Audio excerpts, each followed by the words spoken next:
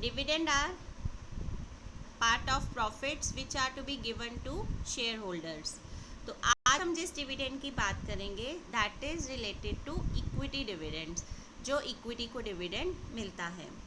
तो dividend company दो तरह से पे कर सकती है, out of pre acquisition profits and out of post acquisition profits. कोई मुझे प्री एक्विजिशन और पोस्ट एक्विजिशन का डिफरेंस बता सकता है? Anybody in the class? Pre ma'am acquisition से पहले। एक्विजिशन मतलब जिस दिन कंट्रोल किया, जिस दिन होल्डिंग कंपनी ने सब्सिडरी कंपनी के शेयर्स को एक्वायर किया, उस डेट से पहले वाले टाइम को हम क्या बोलेंगे? Pre acquisition. Post,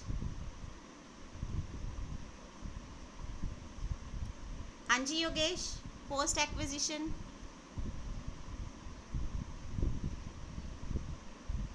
yes Yogesh,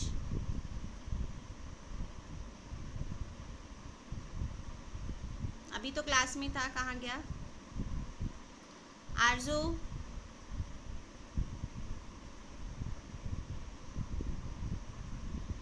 madam आवाज कट रही है जी बीच में। आवाज़ कट रही है?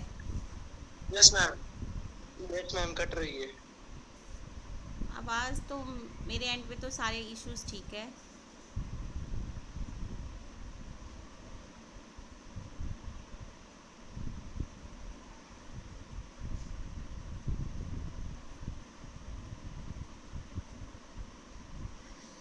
प्री एक्विजिशन प्रॉफिट्स और post acquisition profits means acquisition से पहले जो प्रॉफिट्स होते हैं उसमें से भी डिविडेंड पे किया जा सकता है, और एक्विजिशन के बाद जो प्रॉफिट्स है उसमें से भी होल्डिंग कंपनी जो है डिविडेंड रिसीव कर सकती है। अब आ रही है आवाज़? Yes ma'am, yes ma'am. Okay, तो अगर कोई मैम आवाज तो आ रही है बट डबल आवाज है, इको हो रही है, डबल साउंड आती है मैम जब बोल कर। मींस इको आ रही है। Yes ma'am. किसी ने अपना माइक तो नहीं ऑन किया हुआ? और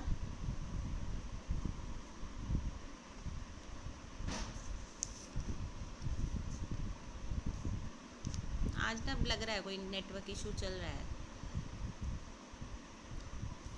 बेटा, होल्डिंग कंपनी सब्सिडरी कंपनी से जो डिविडेंड रिसीव करेगी प्री एक्विजिशन प्रॉफिट्स में से, वो होंगी क्या? Capital receipts. ठीक है, प्री एक्विजिशन प्रॉफिट्स में से अगर होल्डिंग कंपनी उसने सब्सिडरी कंपनी के शेयर्स खरीद रखे हैं और होल्डिंग कंपनी उन शेयर्स पे अगर कोई डिविडेंड रिसीव करती है फ्रॉम प्री एक्विजिशन प्रॉफिट्स, वो क्या हो जाएंगे? हमारी कैपिटल रिसीप्ट्स। तो उसको हमने कहाँ पे लेके जाना है? देखो बेटा, जब हम कॉस्ट ऑफ कंट्रोल कैलकुलेट करते हैं तो उसमें से हम वो डिविडेंड रिसीव्ड क्या करेंगे? माइनस। क्लियर है? फर्स्ट पॉइंट सबको समझ आ गया? Yes ma'am. Pre acquisition profits के टाइम में से जो डिविडेंड रिसीव करेंगे उसको हमने क्या ट्रीट करना है? Capital receipts. और पोस्ट एक्विजिशन प्रॉफिट्स में से जो डिविडेंड रिसीव करेंगे वो हमारा क्या बन जाएगा? Revenue receipt. ठीक है, और जो कैपिटल रिसिप्ट है जो हमने प्री एक्विजिशन प्रॉफिट्स में से रिसीव किया है, उसको जब हम कॉस्ट ऑफ कंट्रोल या कैपिटल रिजर्व निकालेंगे वहाँ पे हमने उसको क्या करना है? माइनस। क्लियर है? ये फर्स्ट ये जो दिख रहा है स्क्रीन पे, दोनों पॉइंट्स क्लियर हो गए? प्री एक्विजिशन प्रॉफिट वाले को हम क्या बोलेंगे? कैपिटल रिसिप्ट, और पोस्ट एक्विजिशन प्रॉफिट्स में से जो डिविडेंड रिसीव किया है उसको हम क्या बोलेंगे? Revenue receipt. ठीक है बेटा, अब कई बार क्या होता है कि कंपनीज मिस्टेक कर देती है इसको रिकॉर्ड करते वक्त। ये देखो, एरर जो नॉर्मली कंपनीज करती हैं रिलेटिंग टू डिविडेंड, जो प्री एक्विजिशन प्रॉफिट होता है उसको हम कैपिटल की बजाय हम कहाँ पे क्रेडिट करते हैं? प्रॉफिट एंड लॉस अकाउंट में। ये अक्सर कंपनियां गलती कर देती हैं। तो क्या होता है, जो कैपिटल रिसिप्ट है उसकी एंट्री क्या होती है? Bank account debited to shares in subsidiary company, यही एंट्री होगी। बैंक अकाउंट क्यों डेबिट हो रहा है? क्योंकि हमें क्या मिल रहा है? डिविडेंड। क्यों मिल रहा है? क्योंकि हमने शेयर्स जो है वो सब्सिडरी कंपनी के खरीदे हैं। बट कंपनीज क्या करती हैं, उसको P&L में क्रेडिट कर देती है। Now this is wrong entry. तो इस चीज़ को हमें क्या करना होता है, रेक्टिफाई। तो रेक्टिफाई करने के लिए हम क्या करेंगे, जो हमने P&L को क्रेडिट किया होता है इसको कैंसिल करने के लिए हम इसको क्या कर देंगे, डेबिट। और शेयर्स जो करेक्ट एंट्री है जिसको हमने क्रेडिट करना होता है उसको हम क्रेडिट ही रहने देते हैं। ये आप इस जब आपका डिविडेंड वाला पॉइंट आएगा तो ये कंपनीज अक्सर मिस्टेक करती हैं, तो आपको इसको क्या करना पड़ता है, रेक्टिफाई। तो रेक्टिफाई करने के लिए आपको ये एंट्री भी उसमें पास करनी पड़ेगी, अगर उसमें लिखा होगा कि कंपनी ने गलती से P&L को क्रेडिट कर दिया है। ठीक है बेटा, आया समझ? No ma'am. नहीं आया? कहाँ से नहीं आया? नो मैम, ये एंट्रियां नहीं है। एंट्रीज नहीं आई। अभी आपको ये पता है कि प्री एक्विजिशन वाले प्रॉफिट में से जो डिविडेंड रिसीव करते हैं वो हमारी कौन सी रिसिप्ट होती है, कैपिटल रिसिप्ट। ठीक है, कैपिटल रिसिप्ट मतलब वो हमें किसके बिहाफ पे मिली है, शेयर्स के बिहाफ पे, ठीक है। उसमें हमने क्या करना था, शेयर्स को क्रेडिट करना होता है। समझ आ गया राजदीप ये पॉइंट? Yes ma'am. ठीक है, बट कंपनीज क्या करती है, जो प्री एक्विजिशन वाला प्रॉफिट होता है ना उसको P&L अकाउंट में डाल देती हैं। आपको ये पता है कि P&L अकाउंट में सारी कौन सी आइटम्स जाती है, रेवेन्यू नेचर की, ठीक है, यही होता है ना। Yes ma'am. तो कंपनी ने गलती क्या कर दी कि थी तो उसकी कैपिटल रिसिप्ट, मिले उसको प्री एक्विजिशन वाले प्रॉफिट में से था, बट उसने गलती से क्या कर दिया, उसने उसको रेवेन्यू रिसिप्ट ट्रीट करके प्रॉफिट एंड लॉस में डाल दिया। अब ये क्या हो गई, मिस्टेक। इसको हमें क्या करना होता है, रेक्टिफाई। तो बैंक तो ठीक है, बैंक में तो कोई मिस्टेक नहीं है इसलिए बैंक को हम छोड़ देते हैं, बैंक तो हम कैंसिल कर देते हैं। हमारी मिस्टेक कहाँ होती है, P&L में। तो P&L को हमने क्रेडिट किया होता है, उसके इफेक्ट को कैंसिल करने के लिए हम क्या करेंगे, उसको डेबिट कर देंगे। और शेयर्स को तो हमने क्रेडिट ही करना होता है तो उसको हम एज इट इज़ रखते हैं। तो जो हमारी रेक्टिफाइंग एंट्री होती है उसको हम क्या बोलते हैं, statement of profit and loss account debited to shares in subsidiary account.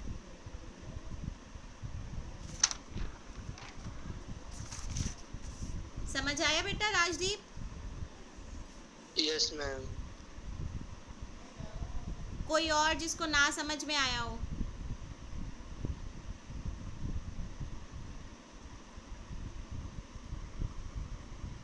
बोलो बेटा। मैम आ गया समझ में। ये याद रखना है कि जो हमारा, ये सिर्फ किस केस में होती है, जब डिविडेंड प्री एक्विजिशन प्रॉफिट में मिलता है तभी गलती होती है। प्री एक्विजिशन वाले प्रॉफिट को हमने कैपिटल मानना होता है, बट कंपनी उसको रेवेन्यू मान के किसको क्रेडिट करती है, P&L को। तो हमें उस चीज़ को रेक्टिफाई करने के लिए एक रेक्टिफिकेशन एंट्री पास करनी होती है, जिसमें हम फिर P&L को डेबिट कर देते हैं और शेयर्स का स्टेटस हम एज इट इज़ रखते हैं। तो इसका इफ़ेक्ट क्या पड़ता है बैलेंस शीट पे, प्रॉफिट एंड लॉस अकाउंट कम हो जाएगा, होगा कि नहीं होगा, क्योंकि हमने उसको क्रेडिट किया होता है। अब हम उसको डेबिट कर रहे हैं तो अब हम उसको डिक्रीज़ कर देंगे। और जो सब्सिडरी कंपनी में शेयर्स का डेबिट बैलेंस होता है वो भी कम हो जाएगा, क्योंकि उसका बैलेंस क्या होना होता है, क्रेडिट। ये होल्डिंग कंपनी के उसमें बैलेंस शीट में आएगा जो वो बना रही है कंसोलिडेटेड, उसमें जो उसने इन्वेस्टमेंट साइड पे किया होता है उसको हमने डिक्रीज़ करना है। ये दोनों माइनस होंगे। जो हम ये जब प्रैक्टिकल करवाऊंगी तब आपको ज़्यादा क्लियर होगा। अभी एंट्री तक सबको समझ आ गया? Yes ma'am. बोलो बेटा, यस और नो? Yes ma'am. ये देखो बेटा, आपकी ना ये बुक में मैं सिर्फ अभी स्टेटमेंट करवा रही हूँ, अभी मैं सम नहीं करवाऊंगी कि ये कैसे दिया होगा। यहाँ पे लिखा है, in September 2014 S limited declared a dividend of 10% for the year ended. उसने डिविडेंड डिक्लेयर किया। H limited credited this dividend to its statement of profit and loss. तो उसने किस में क्रेडिट कर दिया था, अब यहाँ पे वो मिस्टेक कर रही है, तो इस चीज़ को हमें क्या करना है, रेक्टिफाई। ऐसे लिखा होगा सब में। कब डिक्लेयर किया था, सितंबर 2014 में, पिछले साल के लिए किया है। देखो, फॉर द ईयर एंडेड 31 मार्च 14, 31 मार्च 14 को तो हमारा ख़त्म हो गया था ईयर, और ये उसी साल का है। तो इसको उसने statement of profit and loss में क्रेडिट कर दिया था। तो इसको हमने प्रॉफिट एंड लॉस में नहीं डालना था, इसको हमने कहाँ डालना था, कैपिटल में। तो इस चीज़ को हमें क्या करना पड़ेगा, रेक्टिफाई। ठीक है बच्चे।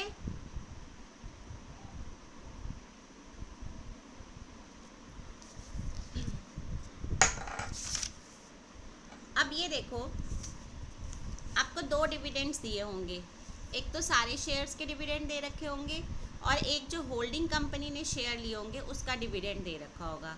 तो उन दोनों डिविडेंड्स का आपने क्या करना है, जो पूरे साल का डिविडेंड है, मतलब जो टोटल नंबर ऑफ शेयर्स है सब्सिडरी कंपनी के पास, उसके डिविडेंड को आप पहले करंट ईयर के प्रॉफिट में ऐड करोगे, ताकि हम ये देखें कि हमारे टोटल ईयर के प्रॉफिट कितने हैं, और उसको सब कैपिटल प्रॉफिट्स में से आपने क्या कर देना है, माइनस।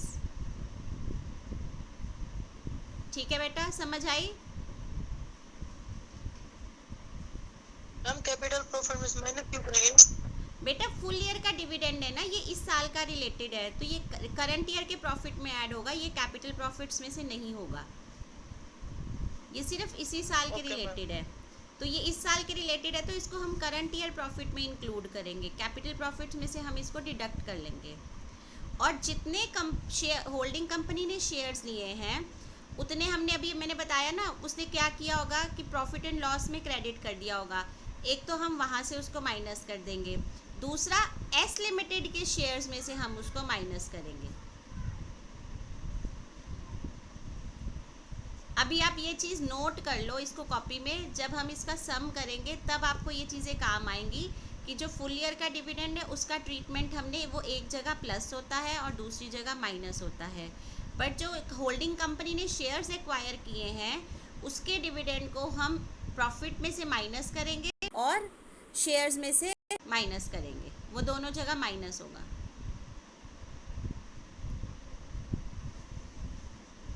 ठीक है बेटा, इसका सम मैं आज नहीं करवाऊंगी, इसका सम मैं कल करवाऊंगी। आप लोग इसकी थ्योरी को अच्छी तरह एक बार स्टडी कर लेना, क्योंकि इसमें 3-4 पॉइंट्स हैं जो कंफ्यूज करेंगे।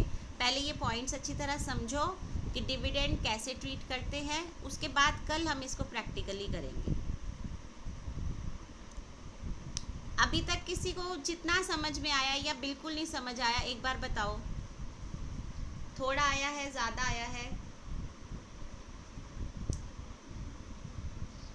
हाँ जी, कला देवी, राजदीप बेटा, भरत, रीतम, चिराग। मैम हाँ? इसको थोड़ा रिपीट कर दो क्योंकि आवाज क्या? थोड़ा रिपीट कर दो। रिपीट तो बेटा मैं, हाँ रिपीट मैं कर देती हूँ। एक होता है, जैसे बेटा इस सब में आपको दे रखे हैं, टोटल शेयर्स तो है 12,000 और होल्डिंग कंपनी ने लिए हैं 9,000। जो 12,000 वाले डिविडेंड है ना, उसका ट्रीटमेंट तो हम यहाँ पे करेंगे। 12,000 के ऊपर 10% है डिविडेंड और आपका एक शेयर है 100 रुपये का। ठीक है, तो 12,000 इंटू 100 का 10%, सपोज ये अमाउंट आ गई आपकी 1,20,000। 1,20,000 का ट्रीटमेंट यहाँ पे होगा। जो फुल डिविडेंड, वो फुल डिविडेंड हम कहाँ लेंगे, जब हम रेवेन्यू प्रॉफिट कैलकुलेट करेंगे और जब हम कैपिटल प्रॉफिट कैलकुलेट करेंगे। इसको 1,20,000 को तो करंट ईयर के प्रॉफिट में हम प्लस कर देंगे और जब हम कैपिटल प्रॉफिट्स निकालेंगे वहाँ पे हम इसको माइनस कर देंगे।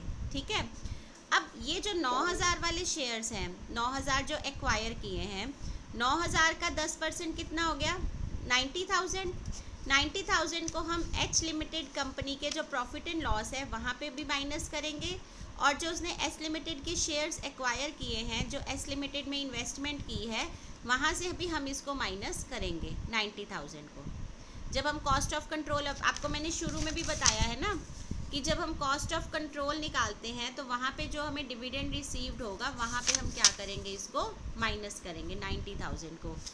ऊपर जो प्रॉफिट्स है वहाँ पे पूरे ऑल टोटल शेयर्स जो सब्सिडरी के पास है उसकी कैलकुलेशन होगी, और जो यहाँ पे हमने 2 बार माइनस करना है वो सिर्फ हमने किसका करना है, जो होल्डिंग कंपनी शेयर्स एक्वायर कर रही है उसी का ट्रीटमेंट हम यहाँ पे करेंगे। तो जो शेयर्स एक्वायर हो रहे हैं वो दोनों बार माइनस होंगे, बट जो टोटल सब्सिडरी कंपनी के पास शेयर्स है वो एक बार प्लस होगा, एक बार क्या होगा, माइनस। ओके मैम जी। एक बार मैंने बताया है, एक बार आप अपनी बुक खोलो उसमें जो इसकी थ्योरी दे रखी है उसको समझने की कोशिश करो, ऐसे ही उसमें से पॉइंट्स नोट डाउन करो। कोई बात नहीं, नहीं समझ आएगा कल हम इसको दोबारा लेंगे, क्योंकि ये थोड़ा सा टेक्निकल है, अभी तक जो पॉइंट्स चल रहे थे उससे थोड़ा हटके है, इसमें उसका ट्रीटमेंट ज़्यादा है, तो इसीलिए इसका आज अभी हम सम नहीं कर रहे। मैंने सिर्फ आपको एक रेक्टिफिकेशन एंट्री बताई है, उस रेक्टिफिकेशन एंट्री के बेस पे उसका जो ट्रीटमेंट है वो बताया है आपको। तो आप इसको एक बार अच्छी तरह स्टडी कर लो, समझ आ जाए तो अच्छी बात है, ना समझ आए तो कोई घबराने वाली बात नहीं है। कल हम इसको दोबारा डिटेल में डिस्कस करेंगे और फिर कल हम इसका सम भी करेंगे, सम से और थोड़ा ईजी हो जाएगा। ठीक है बेटा? ठीक है मैम। हाँ जी, बाकी सौरभ, मैम अनीता, परमजीत, हो गया सत्य, मैम। ठीक है? जो मैंने बोला है समझ आया है तो बहुत ज़्यादा अच्छी बात है, नहीं समझ आए तो कोई दिक्कत नहीं है। आज आपके पास टाइम है, अपनी बुक्स में से इस चैप्टर की इस टॉपिक की थ्योरी पढ़ो, उसको नोट डाउन करो पॉइंट्स को, नहीं समझ में आएगा तो कल हम इसको दोबारा डिस्कस कर लेंगे। ओके? मैं इसकी जो मैंने स्क्रीन रिकॉर्ड की है मैं वो भी आपके साथ शेयर कर दूँगी, सुन लेना उसको। 15-16 मिनट की ही बनी है, तो उसको सुन लेना, नहीं होगा तो कल हम इस टॉपिक को दोबारा लेंगे। ओके?